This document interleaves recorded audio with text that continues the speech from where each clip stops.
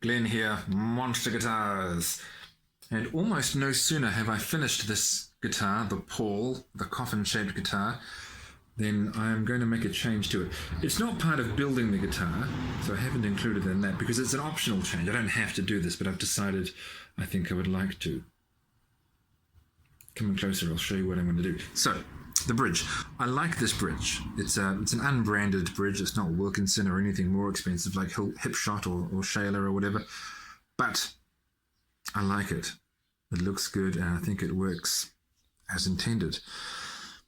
One of the things about this bridge that not all bridges have in common is that you have the option of having top-loaded strings or strings that are strung through the body. And here's what that means. So you can install string ferrules, I think that's how it's pronounced, ferrules in the back of the body, and then thread the strings up through the body of the guitar, and then out through the hole in the saddle and down the neck, which is quite common. Or you can top load the strings. And there are a couple of ways of doing that on different types of bridges, but on this bridge, and there's a string missing, so you can see what I'm talking about. The shape of the hole in the saddle is such that you put the ball of the string into the saddle, and then by pulling it that way, you hook it into that little slot, and then pull the string down the neck and tune it at the other end. I've decided to change the strings from top loading to string through. The string through method, that's what it's called, when you put the string through the body. And there are a couple of reasons for that. Number one, people debate with each other and possibly are undecided within themselves, if they pause to consider it, the extent to which the resonance of the wood of an electric guitar influences the sound. Some people say it makes a huge difference, some people say it makes very little difference, and that it's all down to electronics.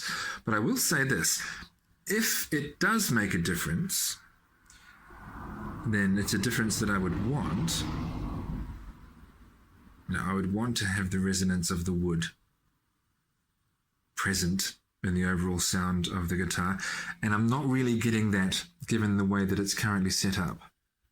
Because with the ball just hooked into the saddle, the bridge at most is going to be the only thing that's really vibrating there.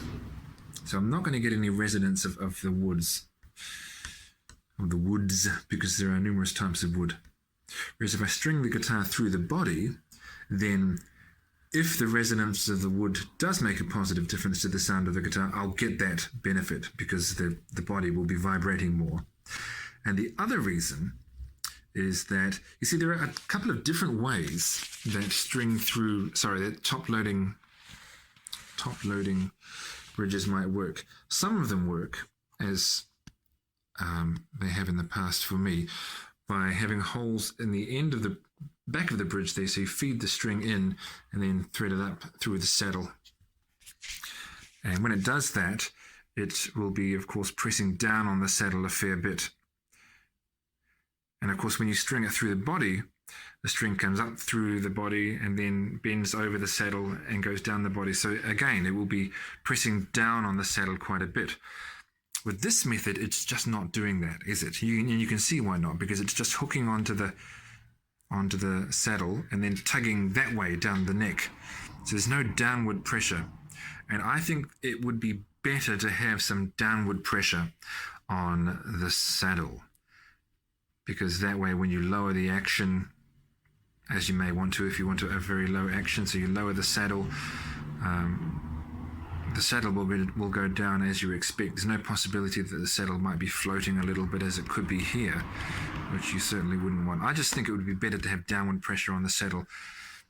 And so I've decided to drill holes through the body and to put string ferrules at the back. After that long-winded explanation, which I hope was helpful and explained myself well, let's go.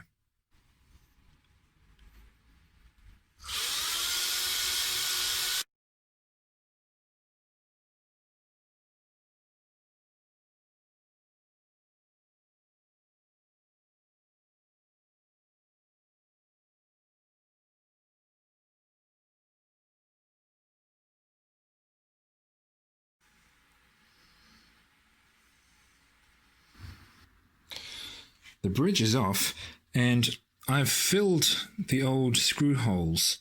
I didn't show you that because it's pretty boring. I filled them with epoxy resin, and that's cured now, and I've sanded it flat.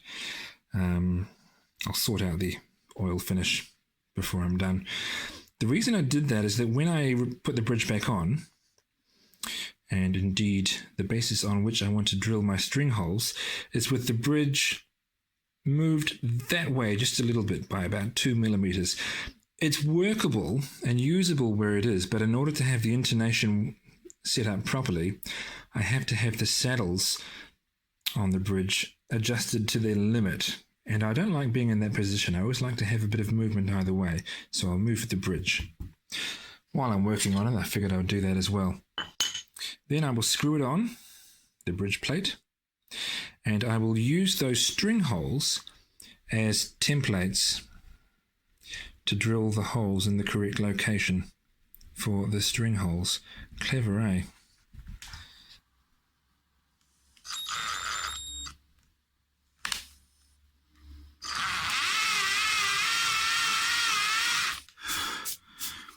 I'll just put the screw holes on each end in, and I can see exactly where they need to go because the original holes are clearly visible.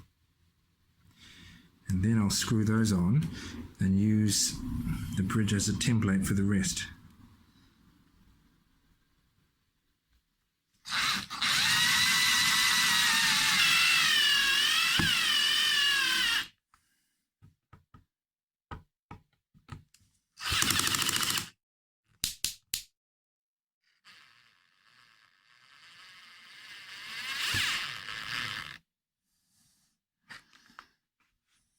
Right. In fact, I'll just leave those 2 screws in by themselves until I finish the whole job, doing all the other holes. Then I'll screw everything in. Okay, so far so good. Now I suppose I go over to the drill press and do those holes.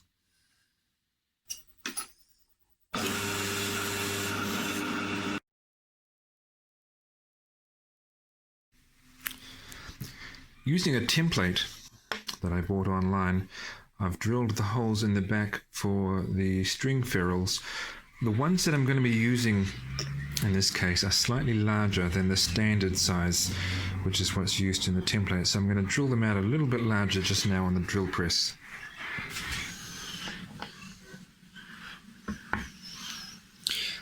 Okay, that's a pretty decent snug fit. Now, once I've screwed it in,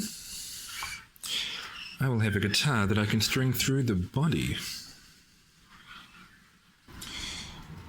So this time, instead of hooking the string in the saddle, and this is obvious, I know, but I'm just narrating it as I go,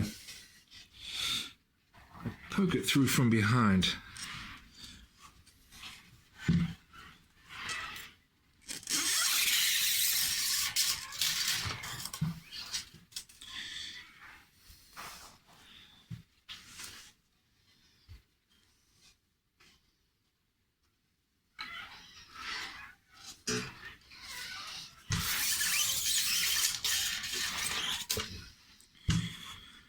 And so on until all the strings are on. And there we are, all strung up. This time, of course, from behind through the body. And now, I swear, it really is properly finished for good. What I'm going to do next is try to locate a case that will fit this, because it doesn't have very ordinary dimensions, as you can tell. If I can't find one, I hope I do, but if I can't find one, I will have to look at making one. But the pawl, and this is the original pawl, I have already sold what I was calling the pawl version 2, but the pawl with a striped top. But this is the original pawl, and you can own it. I am going to put it up for sale. Contact me if you are interested. I'm not shipping internationally because that's a lot of hassle and expense. But get in touch if this interests you. And we'll talk.